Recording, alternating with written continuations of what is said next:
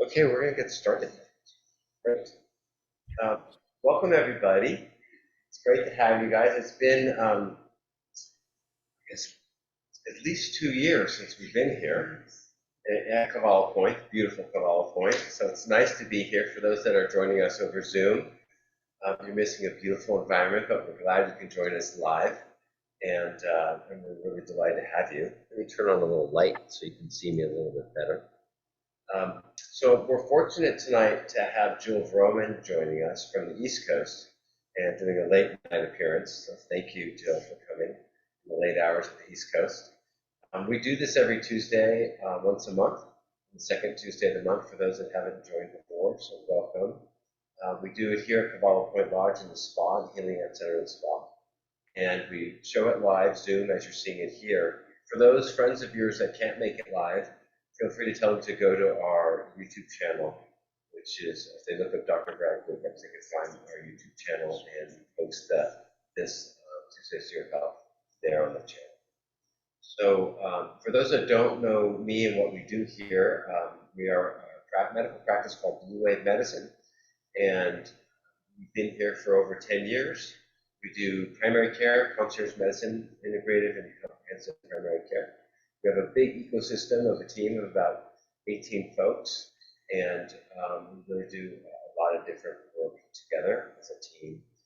And we also work with Cavallo Point and the Healing Art Center and Spa, who have a great list of massage therapists and other providers as well. And I just want to introduce you to Dr. Harris Maskett, who joined us last month in January, and we're delighted to have him as a new member of the team as a physician, and he does his internal medicine training like I am, and also has additional experience in sports medicine and athletic performance. So maybe just a quick hello from Harris to the folks. Thank you, Brad. Hi, everyone. Thanks for joining us tonight. I am so excited to be joining this practice. As Dr. Brad mentioned, I have experience in sports medicine, internal medicine, and a terrific love for the practice that you've created. And I've been trying to actually find something to join and really start to grow in the next stage of my career here. So this is a terrific opportunity for me, and I'm excited to jump in tonight as well. So yeah, nice to have you. And so, as many of you know, our practice has been full for almost a year. So having Harris join us, Dr. Maskett's been really a blessing, so we can now take folks off the wait list and enroll more people that should be members. So welcome, Harris. So without further ado, Jill, I've known for quite some time, and she's an excellent, she worked in physical therapy for a while and then moved to executive coaching and health coaching at large, and it's really a delight to have her. Her enthusiasm and really nuanced understanding of lifestyle and self-care is really phenomenal, and so it's really a gift. We'll be going back and forth a little bit this evening and talking about sleep, but mostly this is Jill's opportunity to really lean in and talk a lot about, you'll learn about the PQ method and approach, and positive intelligence in general, with a positive lens on thinking about sleep. So without further ado, I'll let Jill get started. So great to have you, Jill. Thank you. All right, I am going to do a screen share. Oh, okay. Let me head over to me. Well, thanks so much for having me. I'm super happy to be here. As you all know, Brad introduced me. I'm an old friend, and I'm on the East Coast, so I'm happy to be here with you guys. We're talking about sort of sleep in relationship to your whole life and stress.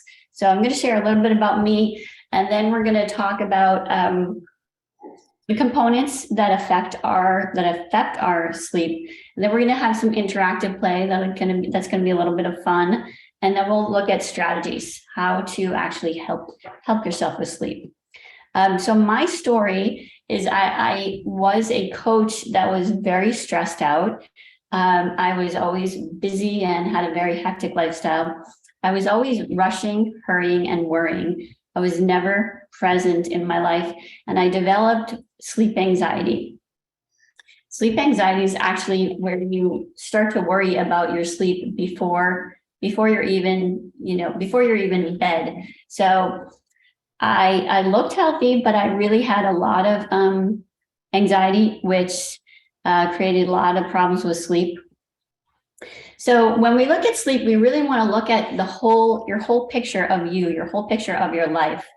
And when we do that, I want you to think of your life as one day at a time, and how your life is balanced, how your life is stacked, what goes on top of what, and how your life feels every single day.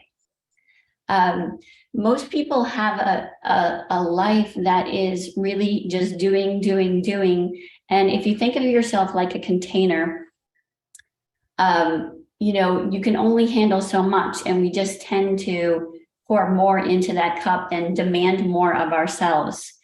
And that brings me to talking about, and Brad, I'd love you to tap in on this, but circadian science and circadian rhythm.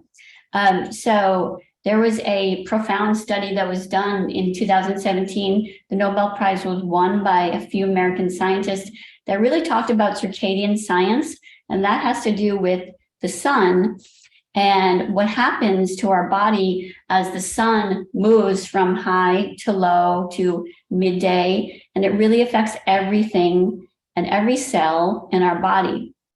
Brad, can you tap on this for a little bit? Just mention circadian rhythm and how it affects our body.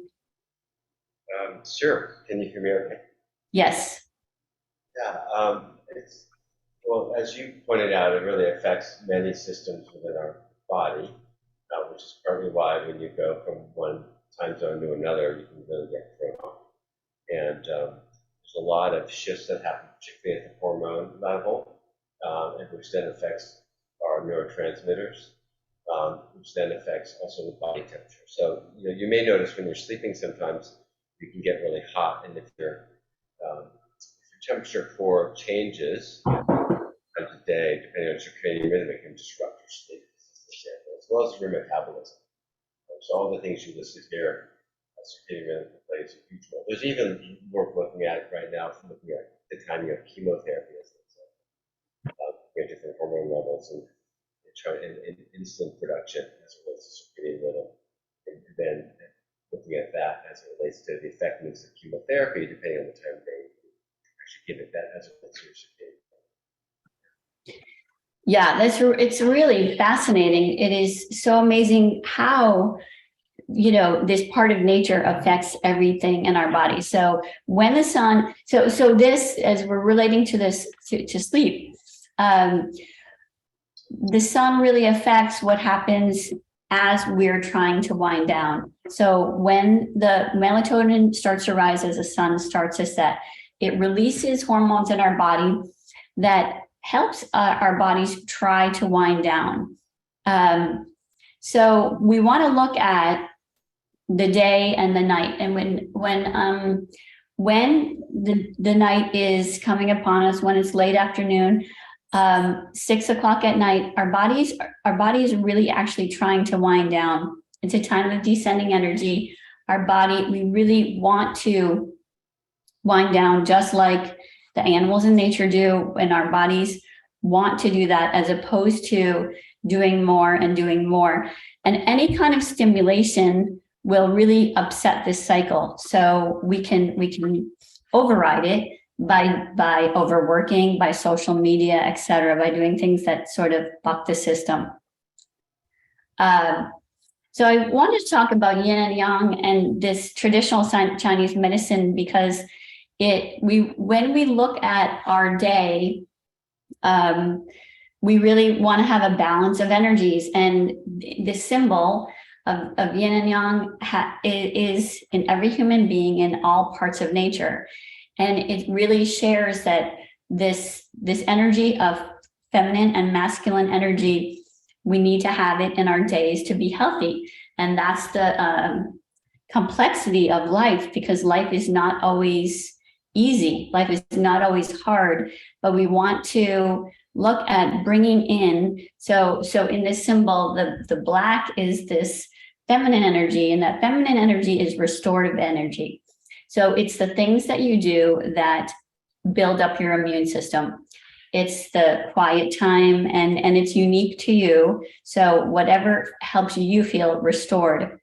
And then our society is sort of driven by this masculine energy, which is doing more. And we want to look at balancing these energies so we have a greater capacity for health and longevity.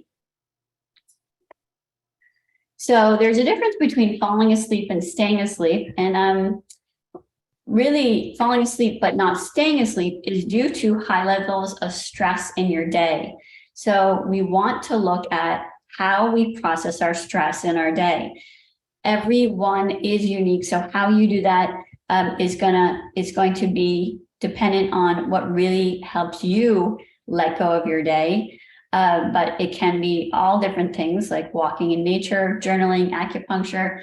Yoga Nidra is a great way to release your stress in your day.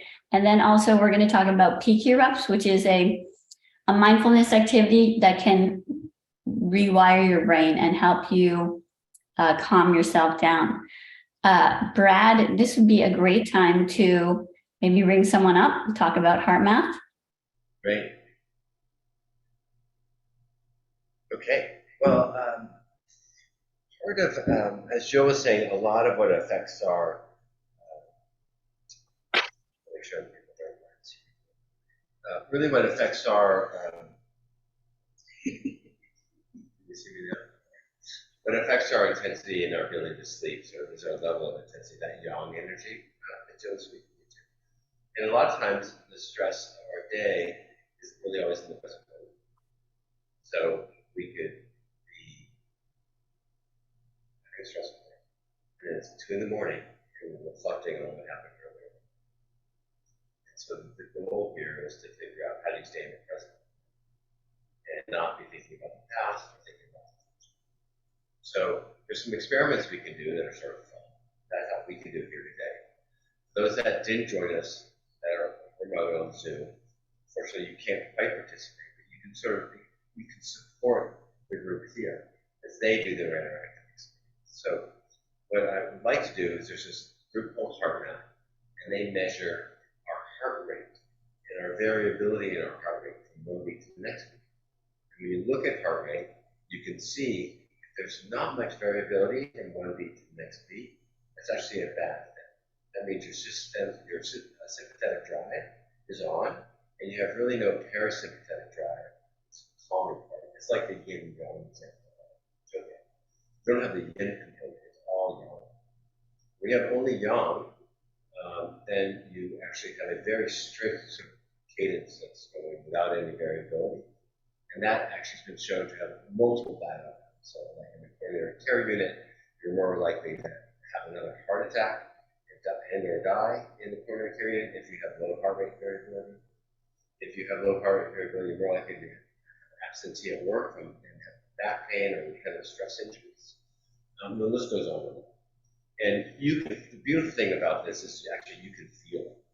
You can feel how you do the shift. And you may have felt the shift all the time on your own and not know what it was. But using this device, Heart Math, is an example of other companies that have done this, but I like it the most. You can be like, oh, this is what I'm feeling now. And that's what it feels like to be what they call incoherence, meaning a lot of heart rate variability. So I invite us to do a little experiment. And the experiment will be that I'm going to bring someone up front to sit in a chair. But before we do that, I'd like everyone in this group here and yourselves that are on Zoom to reflect on your childhood. So go back in your mind and remember you were a kid. And I'd love you to reflect on some childhood songs that you may remember from your childhood. So with that in mind, I'm hopeful that you might be able to. It's filming from there. Let me switch cameras.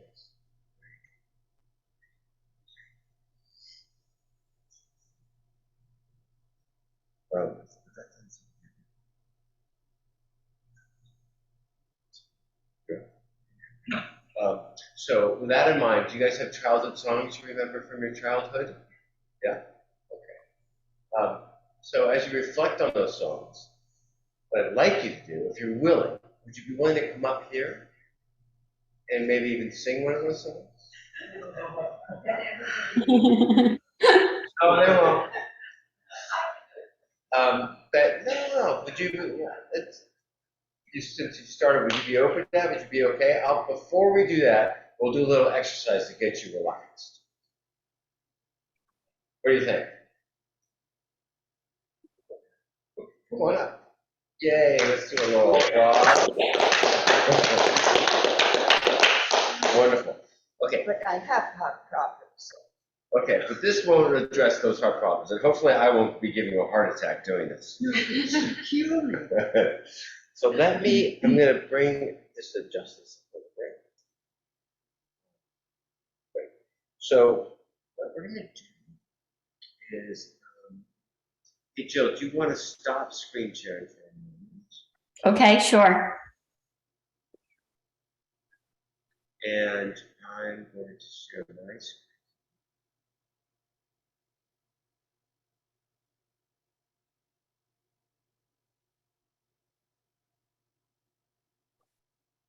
And what is our lovely participant's name? My name Carla. Renee Kala?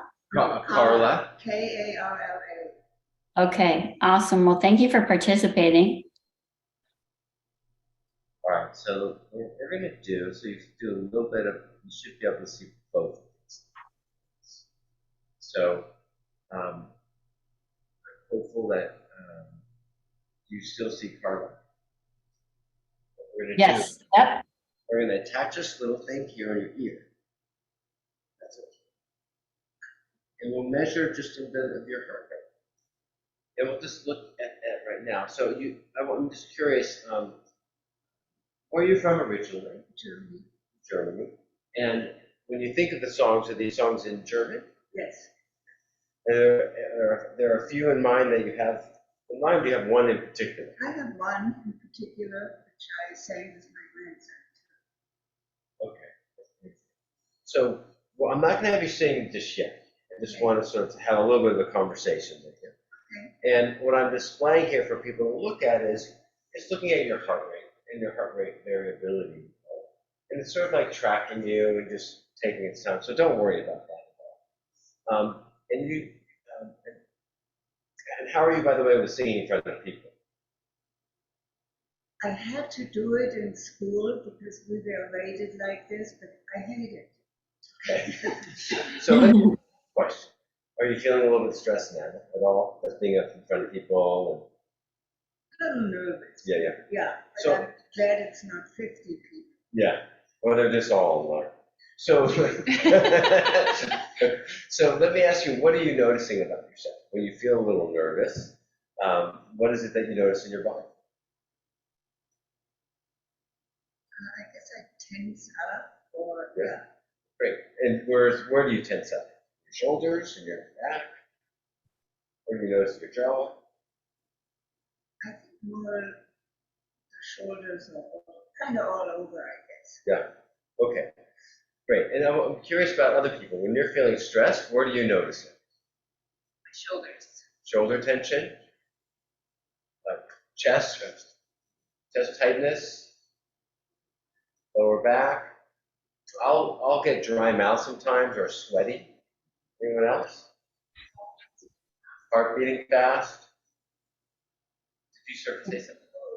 All over? Yep.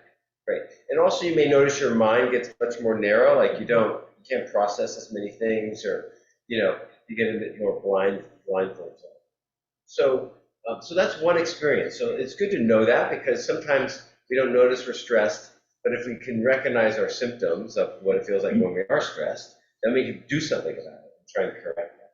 So what we're showing here is a pattern where you started pretty good, and then you can see the red zone we call low coherence, and that's at 17–18%. You're sort of moderately coherent 80% of the time roughly, and you're highly coherent, which is a good thing, 8% of the time. So let's just do a little experiment, and maybe we can do a little bit of a breathing practice. and see if we can shift your heart rate variability, shift your the sense of sort of, I wouldn't even call it calmness. It's like calm, but also awake and clear-mindedness.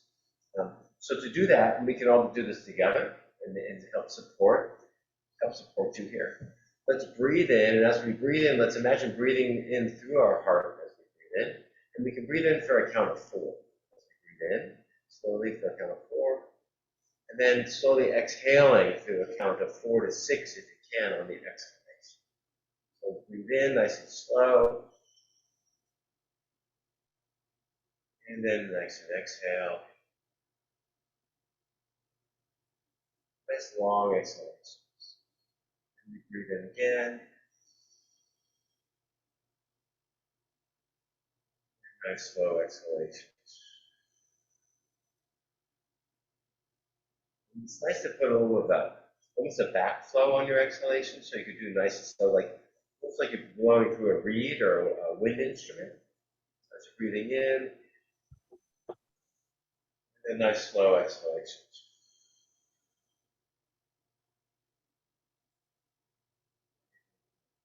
Breathing in. Often you can breathe in through the belly. As you breathe in, the belly can come out, and as you breathe out, the belly can slowly come back. And you can see there's a coherence score changing in real time. Sometimes it's low, sometimes it goes high to 1.5. You can even go to 3. So as we keep breathing, you see now it's moved from 0.3 to 1.8. That's in the bottom left-hand corner there. It's at 2.2 in green. Breathing as she's getting the hang of this breathing practice. She's really dropping in, and her heart rate is changing. Her variability is getting more variable, which is a good thing. It's calming the system. Breathing in again. Nice slow exhalations.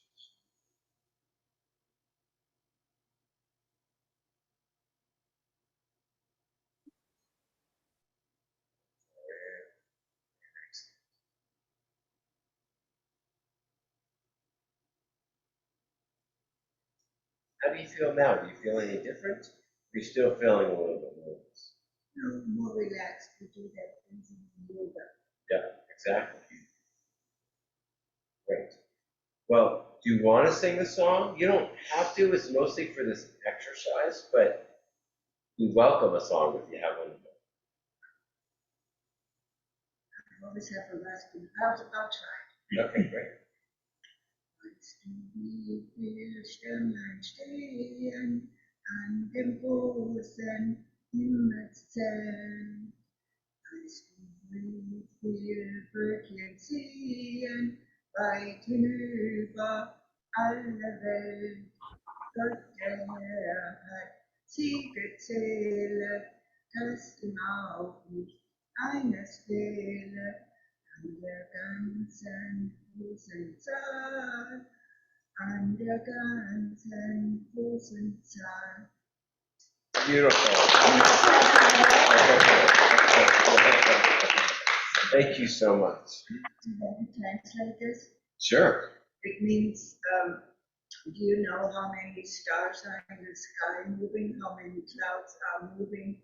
The only one who counts in this is actually God. He knows when one is missing. That's beautiful. Thank you so much for volunteering. And you can see her coherence with a 3.4 as she shared. Yeah. Thank you so much. Okay. So it's a beautiful exercise, and that what you can see on the data here is while she was singing, you could see a little bit more of the jaggedness because she was focused and really performing. And then towards the very end, how grateful and sort of beautiful she felt, right? You can see now her coherence is 2.6 at the bottom, it's green. And you can just look graphically, you can see it goes to these nice large arcs up and down, very wide, tall sort of these up and down arcs, these signals. So thank you so much. This is a tool you guys could use if you're interested in getting it yourself, or work with your clinician or anyone else really that likes to use this. It's a beautiful biofeedback tool. All right, back to you, Jill. Okay. Let me go back to screen share. And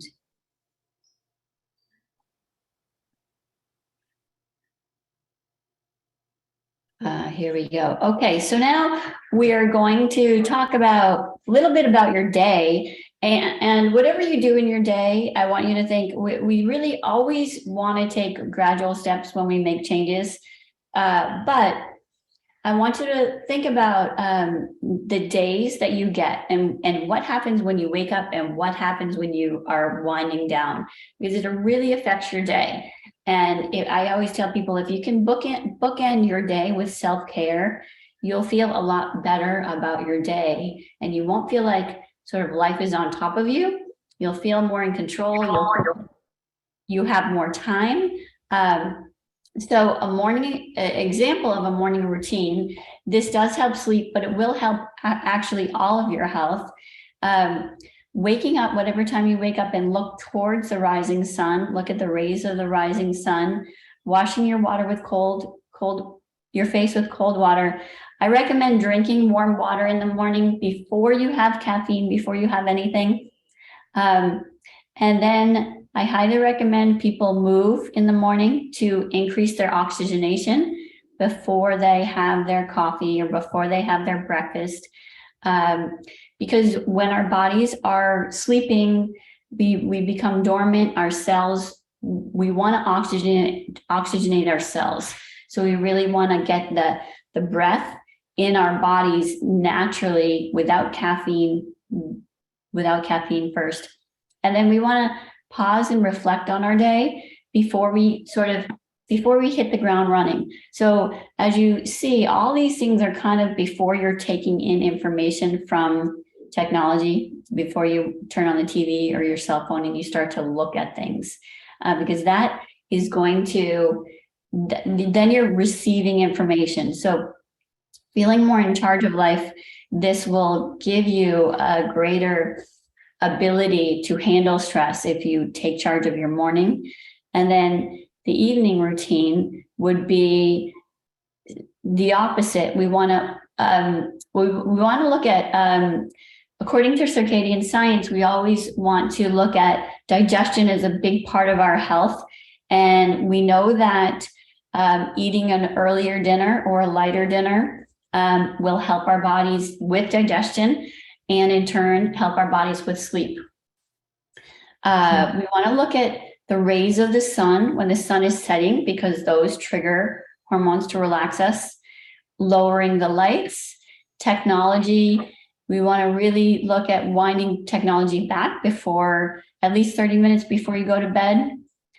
Processing your day. So if you've had a highly stressful day, your hormones are going to be high, your adrenaline's going to be high. So that is what it is. So we want to release that before we try to sleep, because sleep is is not something that we can command our bodies to do.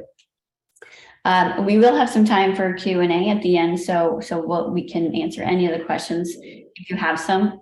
But a nice golden milk, which is usually a nut milk with some cardamom, nutmeg, maybe some cinnamon, turmeric. Those all are relaxing to help your body. And then self-massage, maybe on your feet or on your hands or on your neck. When we you can use an oil and you can use essential oils as well. And that really calms the nerves of our body. Our skin is, a huge organ. And when we start to do that to our body, it helps our body unwind. Brad, do you want to tap in anything there? No, I'll let you keep going. Okay. So we want to start looking at our signs of fatigue. When the sun's coming down, our bodies are going to give us signals that we're getting tired, and we want to start to shut down the stimulating activities, and we want to stop accomplishing more and more at nighttime, stop doing more, because that becomes an addictive pattern. What happens at nighttime, starting around 10 o'clock to 2 o'clock, is when our body really wants to repair. So after 10 o'clock, our bodies are going to get a second wind. And this time it's not for us to get that second wind, but it's for our bodies to heal itself. So ideally we're going to bed, and wherever you are is where you are in your pattern. But we really want to start to look at getting to bed earlier, because you're going to get deeper and more restorative sleep and more healing sleep the earlier you go to bed. After 10 o'clock, you're going to start to get a second wind, and then you're going to feel like you can do more and more, and we want to avoid that activity. We also want to look at your relationship with sleep. I talk to a lot of people and they say, I'm a horrible sleeper, or I didn't sleep a wink last night, or I must get this amount of sleep.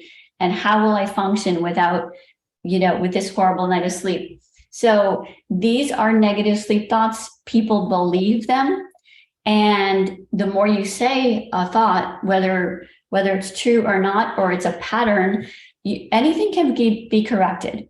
I was a horrible sleeper. You may have sleep patterns that are challenging, but we want to look at what we're saying to ourselves, because basically what happens is, especially when we wake up at nighttime, we'll have a sleep thought progression, which turns on the sympathetic nervous system, which releases hormones in your body.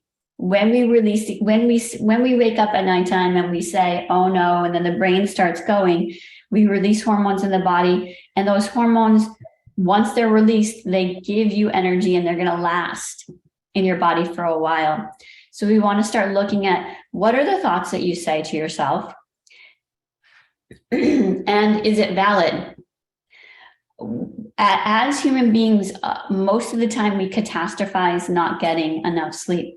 They've done lots of studies on doctors, for example, who didn't have good sleep while they were doing their whatever it's called, the crazy work schedule. Did you say it, Brad? Being on call or surgery. Yeah. So, and they studied these surgeons, and when they didn't get good sleep, and what happens is the body really is amazing, and it can do fine without sleep. But as human beings, we worry about not getting good sleep, and so we want to take away that burden. We want to stop looking at sleep as such a negative. Cognitive restructuring is looking at replacing more positive thoughts about sleep. Then you'll be less anxious about sleep. So some positive sleep thoughts are, I always fall back to sleep sooner or later. I need less sleep than I thought. I can simply rest and enjoy doing nothing. So we want to really look at the thoughts that we say and replace them with thoughts that are going to be believable to you and more calming to you. And we want to work on this during the daytime when we can actually practice positive sleep thoughts as opposed to these habitual negative sleep thoughts. We also want to look at if we're having trouble with sleep. This is yin yoga or restorative yoga. These are just poses that we can do. We can do them in bed or right before bed, and they're going to relax the body. And there's just a variety of poses. You can actually just sit in bed and just drop your ear to your shoulder and do some belly breathing, just like Dr. Brad had us do, and just unwind your body with your breath. And that will be tremendously helpful before you get into bed. There are lots of different breathing techniques that are super helpful for sleep. Some are more complicated, like left nostril breathing or alternate nostril breathing.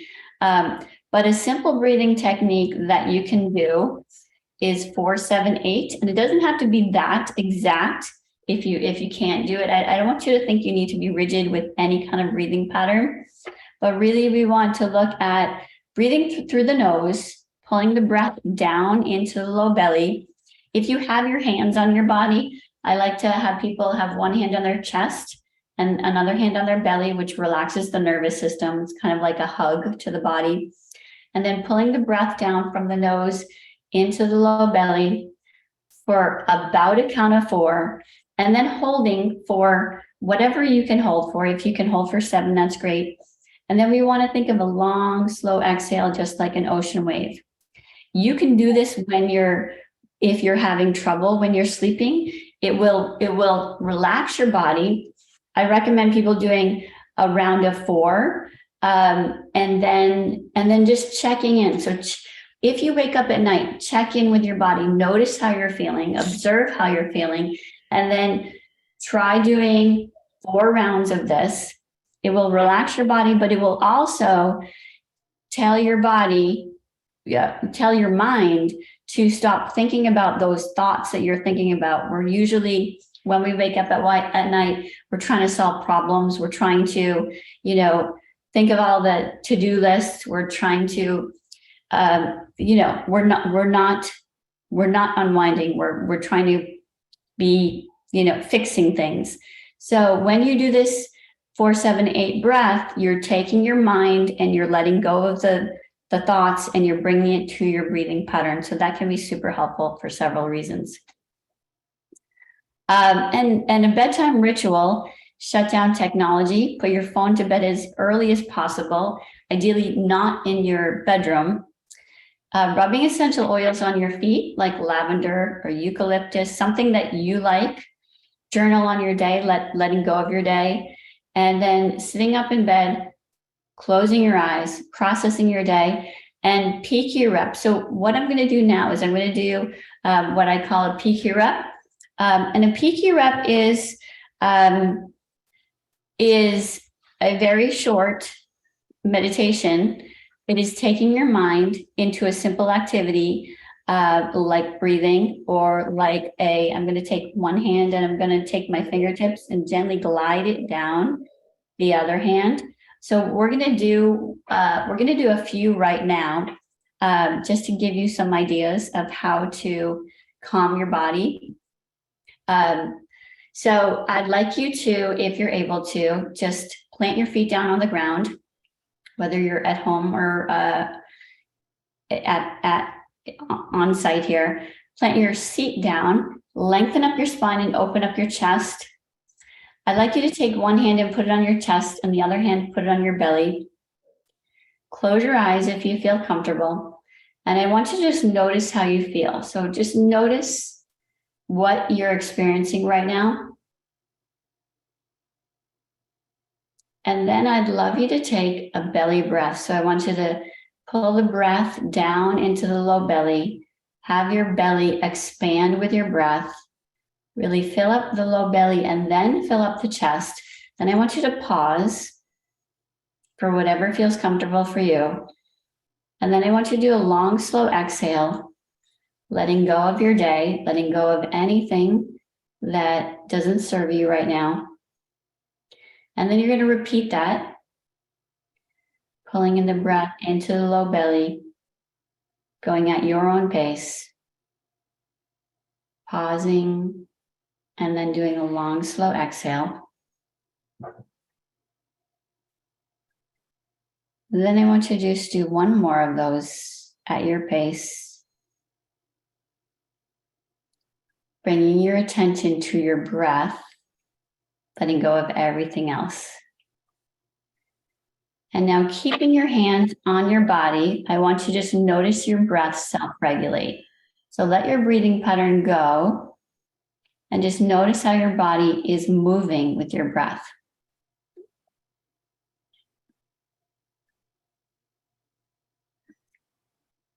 And now I'd like you to take one hand and put it up in front of you, and then take the fingertips of the other hand.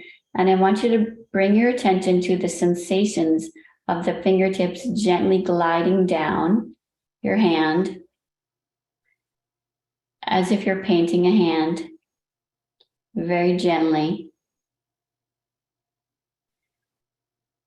And then bring your hands to the top. Do that one more time. Bring your full attention to the sensation of the fingertips gently gliding down your hand.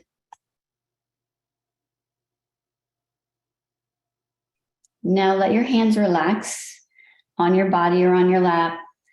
And I want you to bring your full attention to sounds that are as far away as you can hear.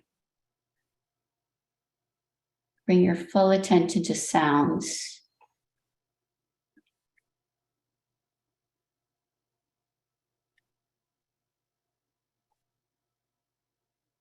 And now I want you to bring your attention to sounds that are as close as possible to you, maybe even your breath. Hear your body breathing. Notice the sound. Notice the sensation of your body breathing.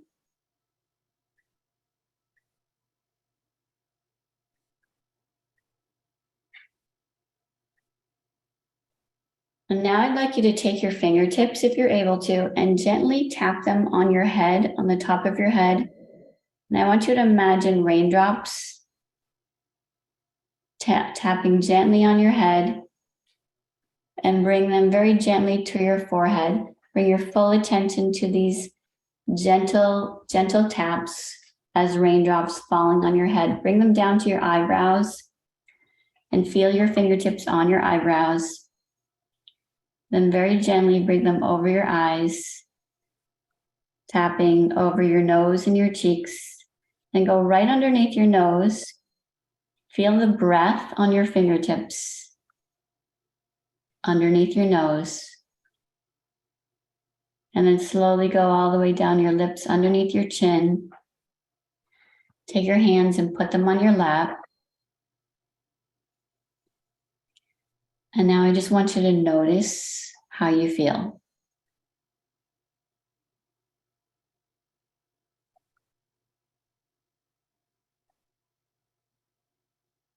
When you're ready, you can slowly open your eyes. So there we did a bunch of different PQ reps, which are just mindfulness activities, taking your brain and stopping the incessant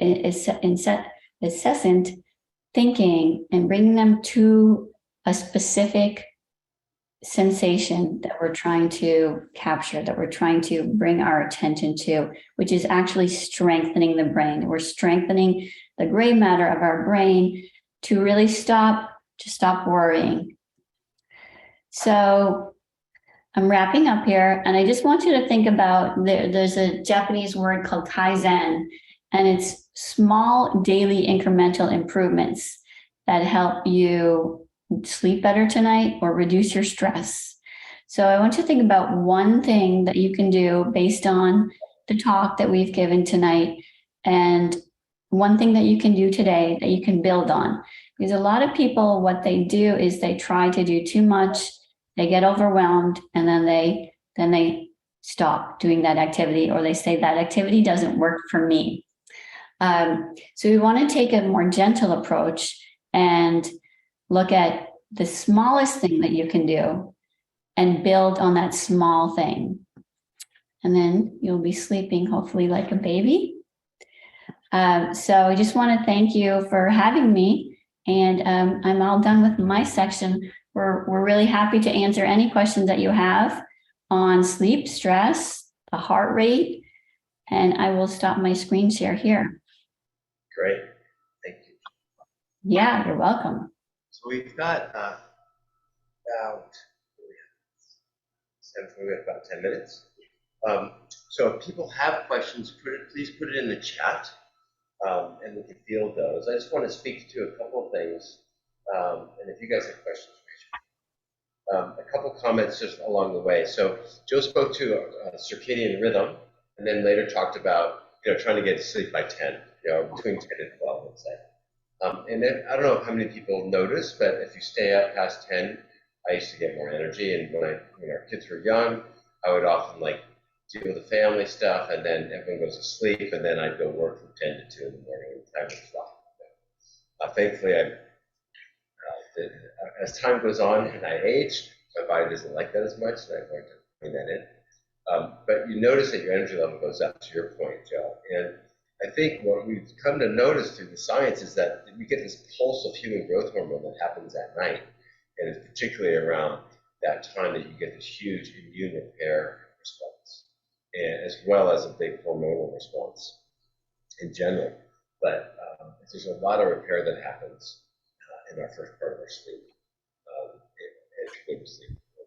Also, amongst folks that have mood disorders, particularly depression, those people that go to sleep before midnight versus after midnight are much more likely to do better with respect to their depression. So it's sort of a negative feedback loop if you tend to be someone that goes to sleep much later than earlier. So that's another piece. The other thing, just to sort of add on to what Jill has said, is there's so many options that can be overwhelming, and then you do none. So I can't, emphasize strongly enough the importance that Jill said. Just choose one thing, and try that for 1 week. Don't commit for it forever. Just do one thing for 1 week and see how it helps.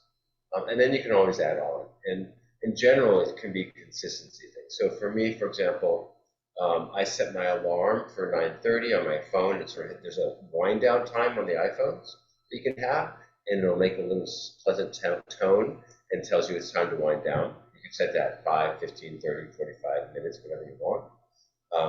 And when I hear that, I try to then, like in the back of my head, be like, okay, it's time to like turn off your screens, get in my cozy clothes or sleep clothes if I'm not already in them, get into the bathroom, like start preparing for sleep.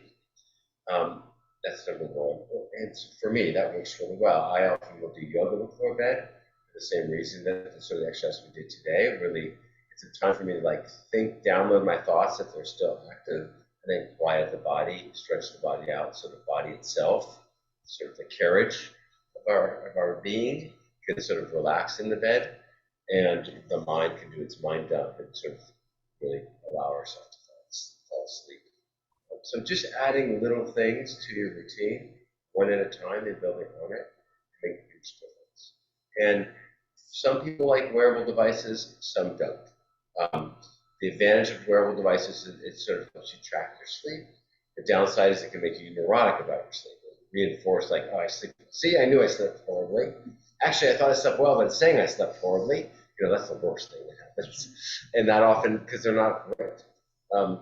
So I would, often journal is a really nice way to notice like how you're feeling today, energized when I woke up this morning, or not energized, and tracking that over time. So a lot of times we'll have recall bias.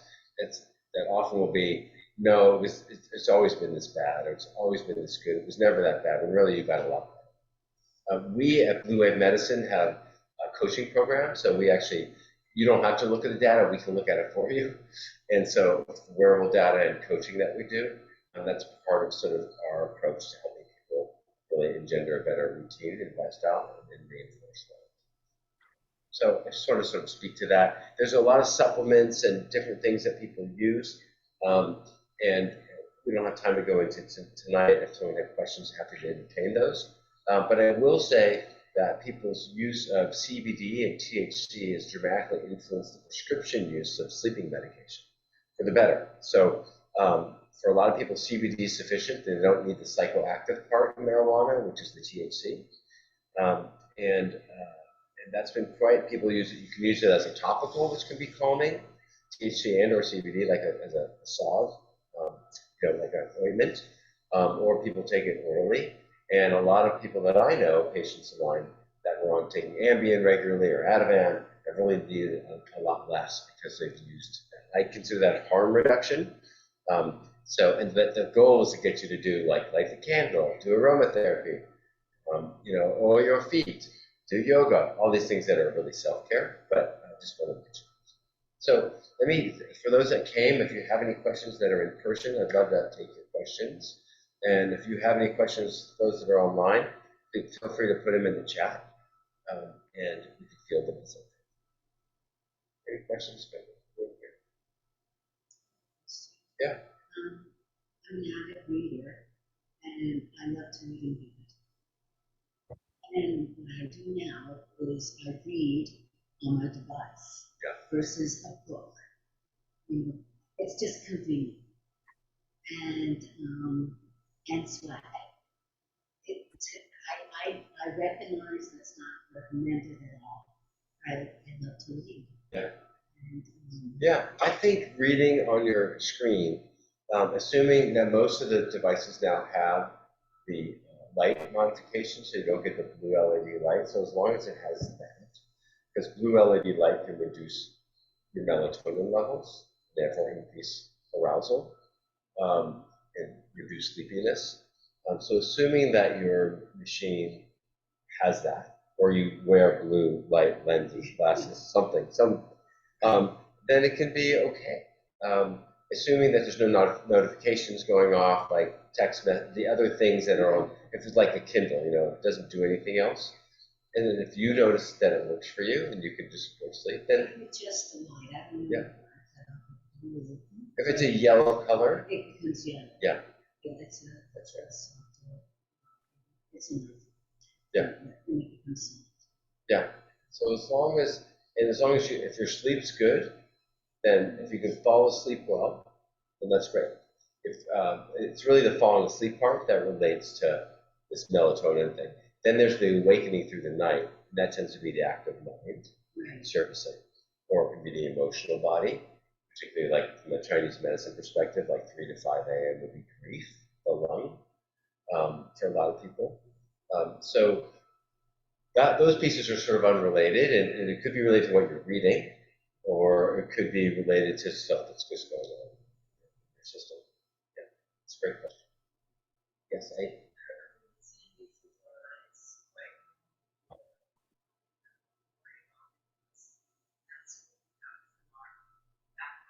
Yeah, so the question is, it can be quite normal to wake up. I had said historically, it can be normal to wake up and just to be relaxed about it, essentially. And the encouragement here is get into bed and give yourself 12 hours of time. So that was sort of back in the day when there wasn't, and Jill lived with this early on, when there wasn't a lot of incandescent light, there was none. It's like camping. It's dark outside, you may have a fire, and then you're going to sleep. You light your fire at 6, you're sleeping by 8 o'clock. And the sun comes up, depending where you are, what latitude, but let's say it's 10 hours later or 11 hours later. Then if you wake up for an hour or two, and I think I told the story, they call it the second honeymoon. Like you wake up in the middle of the night, make love to your partner, and go back to sleep, or you write poetry. They have all these beautiful, sort of stories that they would tell. Doesn't matter. You sort of in the bed for 10, 12 hours, and you spend an hour or two awake doing whatever you're doing. You're still sleeping 8 to 10. But we these days don't do that. We're on our screen. We're doing all the crazy stuff we do. So, and then we were asleep at 11:30, and we have to get up at 6:30. That gives us 7 hours. And if we're up for 2 hours of it, then you only get 5 hours sleep. So it's really about giving yourself the generosity of spirit to go to sleep early and be able to lounge and not really get so rattled when you're up. So that's a big thing that we recommend. So as part of sleep therapy is to get yourself in bed early and give you the luxuriousness of having a lot of time. So if you're up for an hour or two, it doesn't really matter. So do you have any thoughts on that?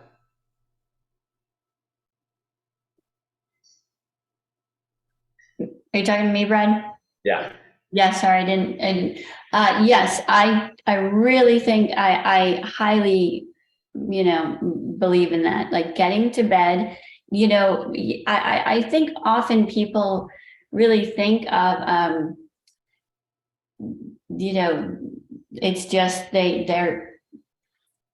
don't take care of themselves. And I think going to bed early and having this nurturing time for yourself will really, really benefit your whole immune system, and it will relax the body. And so you will feel more restored. And I think so many people really need just much more restoration because life is just pushing and going. So I think going to bed early is really a treat for the body that people should be doing. And also, I want to share all of what I've shared, and I think what Dr. Brad has shared.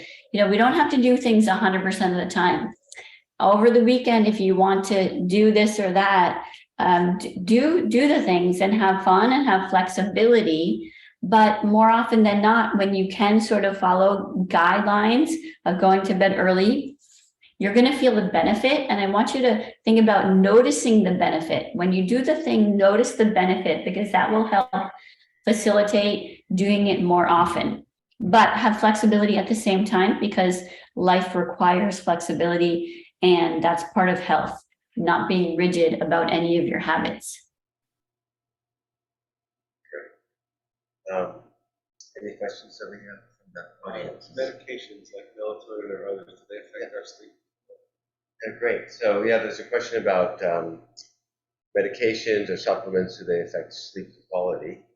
And there's some question about whether THC or CBD reduces REM sleep, the amount of dream sleep or deep sleep, stage 3, 4 sleep. I haven't seen a lot of data on it, but there was some curiosity about that. Most of the time when I talk to people, that's not their experience of it, although it may be for dreaming. Melatonin, for a lot of people, they find it really beneficial. I'm more in favor of the lower doses than the higher doses, so more like 1 to 3 milligrams rather than 5 or 10 milligrams.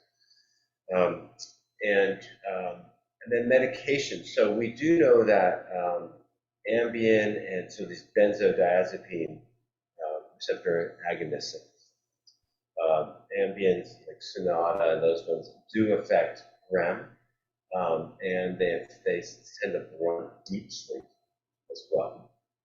In addition, they're turned out to be more addictive than they are marketed as being. So those are problematic, and that's why I try and get people off them for both of those reasons. And then other supplements, there's a range of things. I'd like to use teas a lot. There's a company called Traditional Medicinals, and another one called Yogi Teas. And those tea companies tend to do pretty potent tea. The ingredients, the dosage is pretty high, almost like it's really medicinal, hence Traditional Medicinals.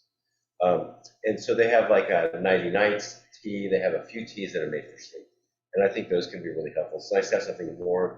And they have passion flower and chamomile and a range of other hops and other herbs that can be really, really beneficial as well. There's a company called Integrative Therapeutics. They make a pill called Cortisol Manager that we like a lot in our practice. It has a lot of things that calm the sort of sympathetic drive system and cortisol as well. So often we'll recommend people take it for the late afternoon and then again before bed as well. And there's other products that have a lot of GABA in it. L-theanine and L-inositol. And these all can really help calm the system as well.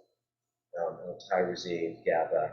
So a range of these things that's when they're trying to activate the calming part of our nervous system, those can be helpful as well.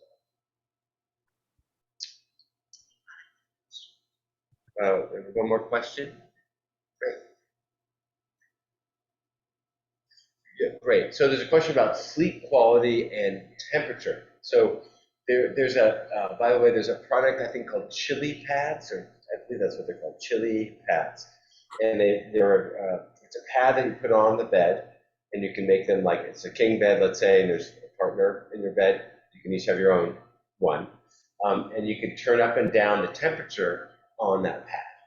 And so some people may want it really cool, and others want it less cool. Everyone can regulate it themselves. That's within the bed. Some people want the windows open and it nice and cool. And others want it warm, right? So there's, and yes, that can affect, everyone's different. And we need to allow for people's differences as well. Often women, particularly through perimenopause phase, want a cool bed. And really want it, the windows open and a lot more air. So a lot of the things that we didn't really talk about really relate to the environment. So lighting, sound, temperature, smell. So they all can affect sleep quality. So those are other pieces to really to keep in mind. So I know people that wear eye masks, they can wear earplugs, they can wear white noise machines so that'll cancel out other noises, which often is highly effective. And then temperature is another important piece to it. So yeah, thank you for asking. Great. Well, I encourage you guys choose one thing that you learned today, just one, write it down somewhere, maybe put it into your calendar and just say, I'm going to light a candle before bed every night for the next week, or I'm going to take a bath before bed every night for this 1 week. Just do one small step. Towards that. Thank you for your time. We'll put this on YouTube so others can watch it. So feel free to spread the word if you want to watch this. And we do this every month. Next month, Dr. Maskett will be speaking around athletic health and performance. So we welcome, hopefully you can come to that as well, come in person or on the joint Zoom. Thank you all. Very well. Thank you, Jill, for your time as well. Yeah, you're welcome. Good night.